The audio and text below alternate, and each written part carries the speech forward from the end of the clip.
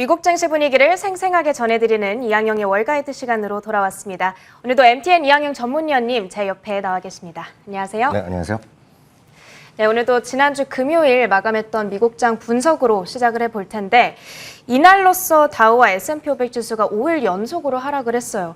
9월에는 원래 전통적으로 시장이 약하다라는 말을 미리 들었기 때문에 좀 마음의 준비가 어느 정도 되어 있긴 하지만 그래도 좀 긴장이 되긴 하거든요. 네, 어떻게 맞습니다. 보셨어요? 맞습니다. 일주일 내내 내렸거든요. 그러니까 물론 나스닥은 하루 이틀을 견뎠지만 주가가 좀 흘러내리는 모습입니다. 그렇다고 또 결코 많이 내리는 건 아닌데요.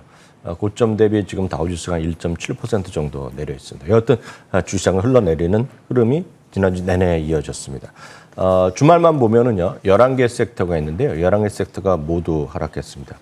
특히 이제 부동산 섹터가 올해 들어서 지금까지 보면 가장 많이 올라간 섹터인데, 지난 목요일 날도 제법 2% 이상 빠졌고요. 금요일 날도 제일 많이 떨어진 섹터 중에 하나가 되겠습니다.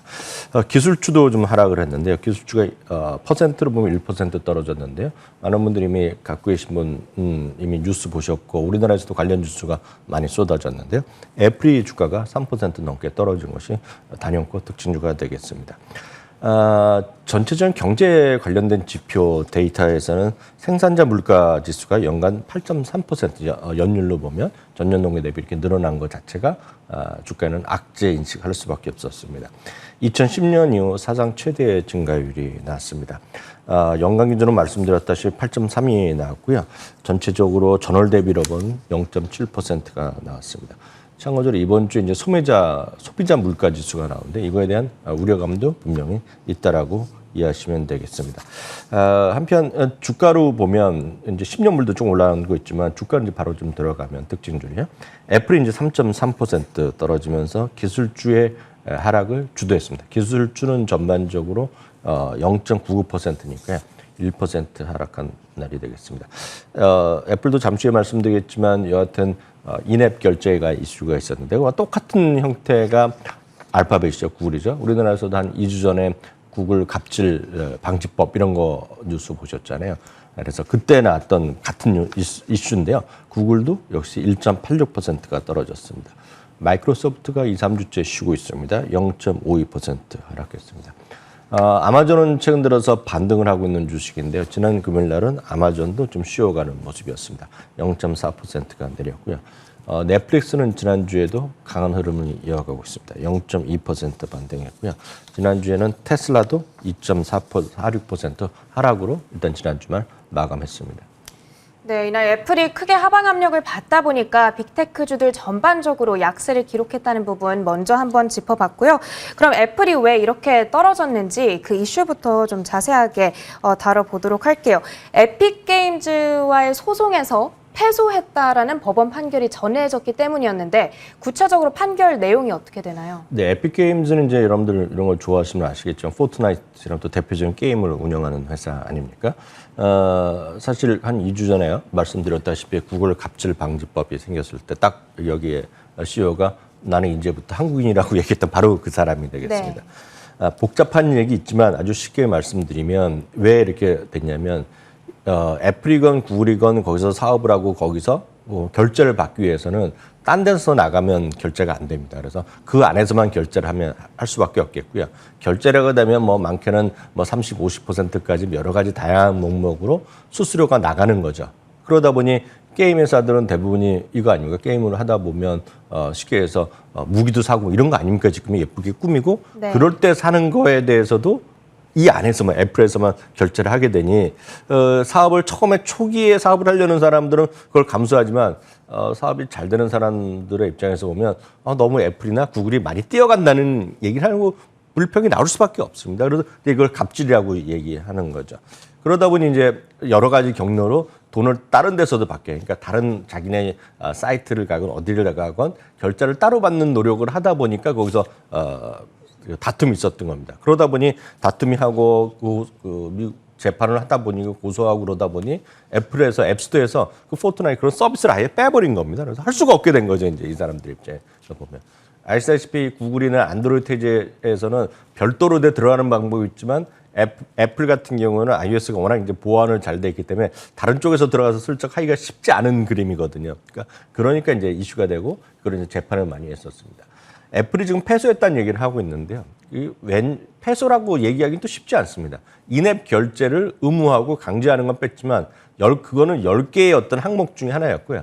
9개 항목은 애플이 이겼고 1개 항목, 그 핵심이라고 얘기할 수 있지만 그것이 이제 애플이 패소했습니다. 그래서 법원 판결, 그러니까 캘리포니아 연방법원에서 나왔는데 이제 물론 항소도 하겠죠. 금년 12월부터는 다른 데서도 결제를 할 수 있게 해주라는 얘기하고 있습니다. 그렇지만 이게 좀 디테일하게 들어가면 무조건 또 다 되는 건 아닙니다. 왜냐하면 자신네들이 그렇다고 해서 이 결제를 받고 싶어하는, 예를 들어서 에픽게임즈라는 같은 곳에서 의도적으로 B라는 곳, 자기 쪽으로 돈을 결제하게끔 유도하는 것 자체는 또 안 된다고 얘기했거든요. 그래서 이게 상당히 복잡한 글입니다. 그래서 전형적인 법적인 이슈가 있겠고요. 또 거기다가 미국에서 가장 심각하고 가장 중하게 다루는 거가 소위 독점에 대한 문제거든요. 그런데 이게 독점적인 것은 또 아니라고 얘기하면서 애플에 손을 들었습니다. 그래서 애플은 또 자기네가 이겼다고 얘기하고 에픽게임즈는 자기네가 또 이겼다고 얘기하고 있지만 또 양쪽 모두 다 항소를 했거든요. 그러니까 이거는 앞으로도 상당히 오래 걸릴 수밖에 없는 이슈다라고 이해하셔야 되겠습니다. 그렇기 때문에 양측 모두 항소한 것이 되겠고요. 핵심은 이런 거죠. 지금까지 애플이요, 소위 이런 사업을 통해서 100이라는 돈을 여태까지 오롯이 다 혼자 벌었다 그러면 일정 수준은 분명히 돈을 다 벌 수 없게 되는, 바로 그건 팩트입니다. 그렇기 때문에 주가는 그게 충분한지 아닌지 모르겠지만 지난 금요일 날 미국 시장에서 이런 발표가 나온 이후에 주가는 3.31%로 주가의 급락으로 끝난 것이 팩트다라고 이해하시면 되겠습니다. 네, 알겠습니다. 사실 이 에픽게임즈가 애플을 소송을 했던 게 벌써 작년 8월이기 때문에 벌써 1년 동안 이 이슈가 계속 지체가 되고 있어요. 그래서 애플을 바라볼 때 약간 계속해서 언제 터질지 모르는 우려 요인 가운데 하나로 이 소송 이슈가 거론되곤 했는데 아직까지 항소가 또 이뤄졌기 때문에 끝나지는 않았다, 이렇게 좀 바라봐야 될 것 같습니다. 그러면 어쨌든 이 패소 이슈가 전해지면서 단기적으로는 애플의 주가에 조금 하방 압력을 주지 않을까 하는 우려들이 많이 나오고 있거든요. 네네. 월가에서는 어떤 이야기가 나오고 있을까요? 그러니까 이번 진짜 월가의 시각이 중요하죠. 이게 뭐 우리 개인들 투자가들이 뭐 전화와 마찬가지지만 이게 얼마만큼 떨어질까 얘기하는 것 자체는 저는 별로 의미가 없다고 보고 있고요. 주가는 뭐 여러 가지 요인으로 떨어질 수도 있고 쉴 수도 있는 거죠. 그러면 이제 이번 앱스토어 결제를 의무화하는 것, 그래서 이것이 이제 풀렸을 경우에 가정에서 어느 정도까지 영향을 미칠 거냐, 이거를 이제 분석한 사람들의 얘기를, 세 분의 얘기를 제가 빨리 전해드리겠습니다. 핵심은 이겁니다. 앱스토어 매출에서요. 그러니까 여러분들이 애플을 쓰시는 분 중에서도 여러 가지 다양한 요인으로 앱스토어에서 결제하는 분이 있지 않습니까? 앱스토어 매출의 70%가 결제 과정에서 나옵니다. 나머지 이제 광고도 있다는 거죠. 70%가 앱스토어 결제 과정에서 나오고요.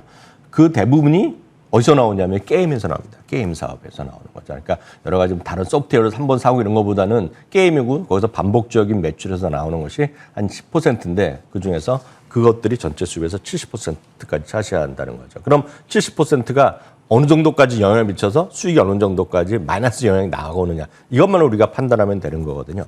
결론적으로 말씀드리면 분명히 호재일 수는 없고 분명히 악재는 분명한데요. 어느 정도 영향을 미치는 것이 맞느냐라는 것에 대한 판단입니다. 웨드부시의 댄 아이브스가 벌써 얘기를 했는데요. 앞으로 수년간이요, 애플의 전체 매출입니다. 다시 말씀은 전체 매출에서 3~4% 정도 영향을 받을 수 있다는 얘기를 하고 있습니다. 그러니까 전체 매출에서 뭐 여러 가지 아이폰도 팔고 아이패드 팔고 다 파는데 거기서 3~4% 정도 매출이 약간 위험할 수 있다. 그런 얘기. 이 정도면 좀 센 거 아닌가요? 비중이? 셀 수도 있고 적을 수도 있지만 여하튼 3~4%죠. 좀 크다고 생각하는 분은 크다는 거고 적다는 분은 적을때 여하튼 3~4% 매출이 조금 감소할 수 있다, 이런 얘기를 하고 있습니다. 다음은 룩벤처의 짐 먼스터입니다. 짐 먼스터는 아시는 분 계시겠지만 지금은 이제 창투사에 가 있지만 이전에 거기 가기 전에 베스트 애널리스트 뽑혔던 분인데요. 이분은 애플이 전체 이익에서요, 이익입니다. 이분은 이익에서 앱스토어에서 차지하는 비중이 14%입니다. 그러니까 전체 이익에서 14%가 거기서 나오는 거고요. 그러면 이번 사태로 인해서 아까는 이제 3~4% 얘기하고 있는데 이분은 전체 매출에서 2% 영향, 이익에서 4% 정도 줄어들 수 있다는 얘기하고 있고요. 정책이 이렇게 결정돼서 시행이 되면 1년까지 약간 변동성이 있겠지만 1년 후에는 다시 제자리를 찾아갈 거라는 얘기하고 있고요. 향후 5년 동안 결국 애플에 대한 빅피처는 영향이 없을 것이라는 얘기하고 있습니다. 그래서 장기적 영향은 자기는 별로 없다 얘기를 하고 있습니다. 다음은 에버코어 ISI인데요. 단기적인 악재 요인이지만 그러나 관리가 가능하다는 얘기를 하고 있고요. 애플이 수익을 낼 대안은 뭐 여기저기 넘쳐난다는 얘기를 하고 있습니다.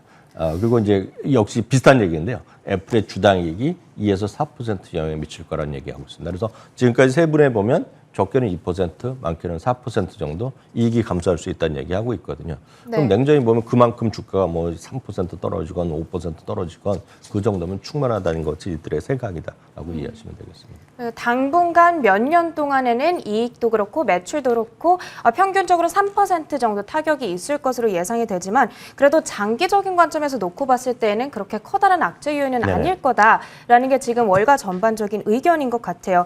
그러면 주요 IB별로 이 소식이 전해진 이후에 목표 주가는 변화가 조금 있었는가요? 그러니까요. 목표 주가 이런 게 중요할 텐데요. 발표 이후에 목표 주가 자체가 바뀐 것은 없습니다. 다만 이제 몇 가지 커멘트를 나오고 있는데요. 다만 이제 애플의 신제품을 이번 주에는 14일 날 미국 시간 나오지 않습니까? 그렇기 때문에 지난주 의견을 새로 발표한 것 몇 것만 확인해 드리겠는데요. 파이퍼 샌들러에서는 지난주 오히려 목표 주가를 165에서 170으로 올려놨습니다. 근데 이쪽은 약간 보수적으로 보고 있습니다. 목표 주가 올렸지만. 왜냐하면 1년 전에요. 애플의 아이폰을 쓰는 사람들한테 설문조사 했을 때 한 10% 정도가 새로 바꾸겠다 얘기했고 이번에 바꾸겠다 얘기하고 있는데 이들 조사에 따르면 이번에는 5%밖에 6%밖에 안 되기 때문에 생각보다 그렇게 많이 팔리지 않을 거라는 얘기를 하고 있습니다. 모건 스탠리는 전혀 다른 소리를 하고 있고 엄청나게 많이 팔릴 거라는 얘기를 하고 있고요.